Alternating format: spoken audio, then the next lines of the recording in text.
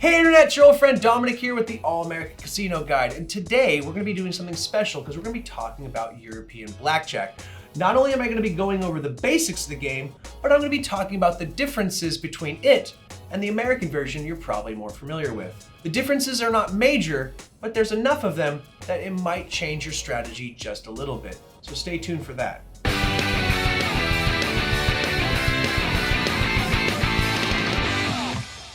I'm going to start off by talking about the basics of the game. I'm going to assume for a moment you're not entirely familiar with the game of blackjack, but even if you are, take this opportunity as a quick refresher. The goal of the game is quite simple. You want your hand to be as close as possible to 21 while still having a value greater than the dealer's. You of course don't want to go over 21 because if your hand exceeds 21, you've busted and you lose instantly. So the first thing that the player does is he announces a bet. So we'll go ahead with $10 right here, for example. And then the dealer gives him 2 face-up cards and then deals 1 face-up card to themselves. So when it comes to blackjack, what's important to understand is how you build your hand. Like I said earlier, you want to have as close to 21 as possible. And so the way you build that hand is by knowing the value of every card. Tens and face cards, so Jack, Queen, King, all have a value of 10. Why an ace has a value of 1 or 11.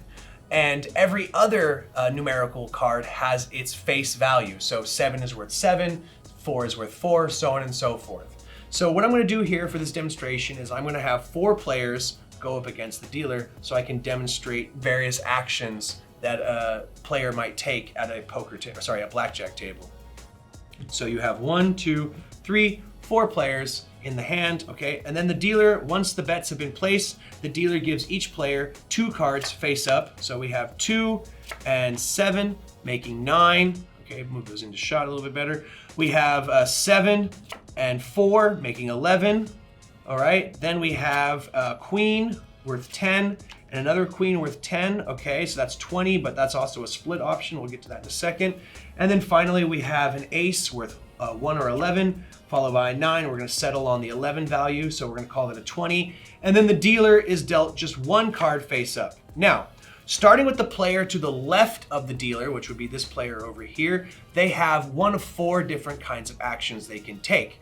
The first action is known as a hit, and that's simply asking for an additional card. The second is known as a double down, where you double the bet of you've already made, and you are given, like a hit, 1 more card, but only 1 more card. Irrelevant of what is dealt after the double down announcement, you are not allowed to take any additional cards.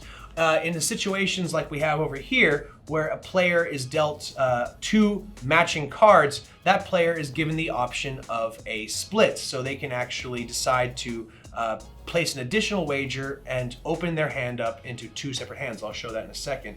And then of course, the final option is just simply to stand if you're happy with the value of your hand.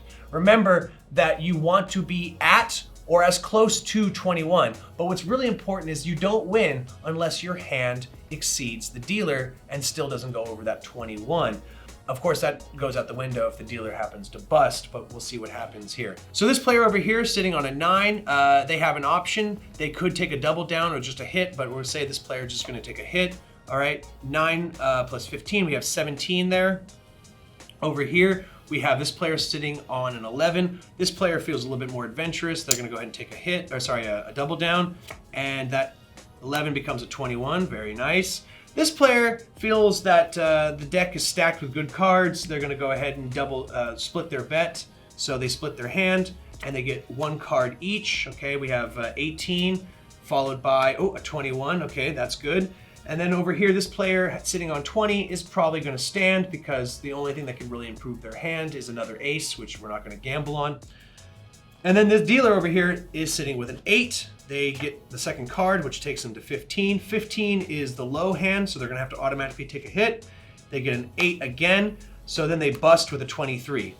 Payouts are made at a rate of 1-to-1 on all standard bets. So this player who bet 10 gets 10. This player who doubled down to 20 gets 20. This player right here who gets 10 here. And this blackjack is actually paid out at 3-to-2. So instead of just $10 additional, they get 15.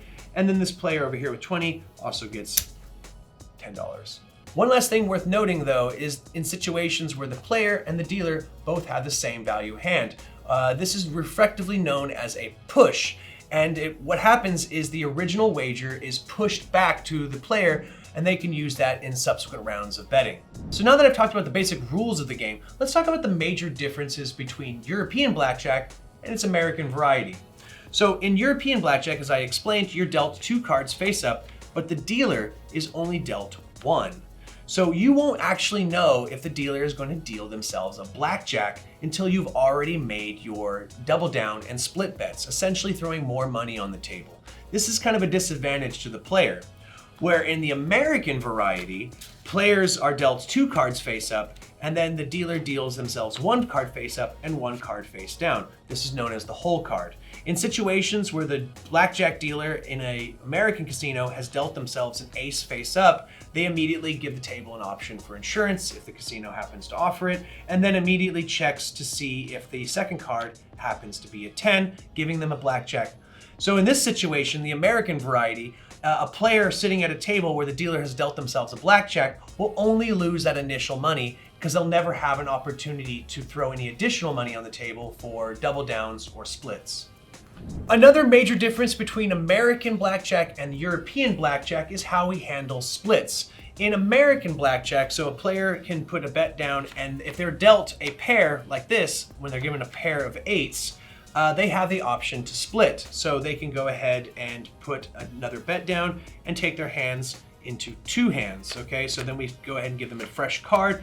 And if they just happen to have been dealt another 8, in this example that I've seen here, forming another pair, they're given another split option. Very unlikely, but I've seen it happen. So we're gonna go split again. And then these players take fresh cards on top, 18, 18, 17, and 19. Dealer then reveals their face-up card. Okay, we go ahead and have 15, 22, bust. We pay out each of the 4 split hands. Inversely, in European Blackjack, you are only allowed to take a split if the pair happens to be 10 value cards. So 10s, jacks, queens, kings, something like that. So we have a player put a wager down and they're dealt a pair of kings. Dealer shows a 5. Now they have a split option and they're going to take it. So they go ahead and put another bet out and they get 2 fresh new cards, okay? Another king and a queen, giving a value of 20 on both hands. Now, if this was American Blackjack, as I had said earlier, this player would be allowed to take a split. But in European Blackjack, no matter how many pairs you get after splitting, you're not allowed to split again. So this is what the player will have to stand on. So then we have this player getting a 5, then a 15, then a 24. They bust and we pay out respectively. Another major difference between American and European Blackjack is how doubling down works. In American Blackjack, you can double down anything. You could have a 3 and a 2 and have a 5 and go double down. But in European Blackjack, you can only double down if it's a 9, 10, or 11 total value on your hand, which is not really that big of a deal considering that you probably shouldn't take a double down unless you have a 9, 10, or 11. It's really not that big of a disadvantage in comparison to that split rule I was talking about earlier, where you really can't take advantage of the dealer's bad up card. Another major difference between American Blackjack and its European variety is the surrender rule. In American Blackjack, you are allowed to surrender your hand, giving up 50% of your stake if you feel that you don't have a very good chance to beat the dealer. In European Blackjack, this rule simply doesn't exist. Of course, unless you're in France, where it's only surrender. But all jokes aside, I don't like surrender because I think you should be more focused on winning and less on protecting your losses. The biggest difference though between American and European Blackjack is in the number of decks you play with. In American Blackjack, typically you have 4 to 8 decks, averaging around 6, while in the European Blackjack variety, you stick around 2, making it a far easier game to utilize card counting, which can be a major advantage to anyone who is able to do that. If you're curious about how to up your card counting skills, make sure to check out our videos on the channel that we've already uploaded on that particular topic.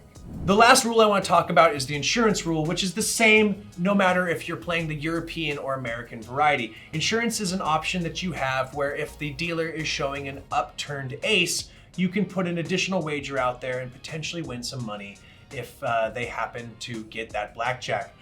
You know though, I don't believe in insurance. It doesn't matter what it is, I don't want it because I focus on winning. I'm a winner. I don't want flood insurance, life insurance, car insurance, house insurance, rental insurance, no matter what. Insurance is nothing. I'm a winner.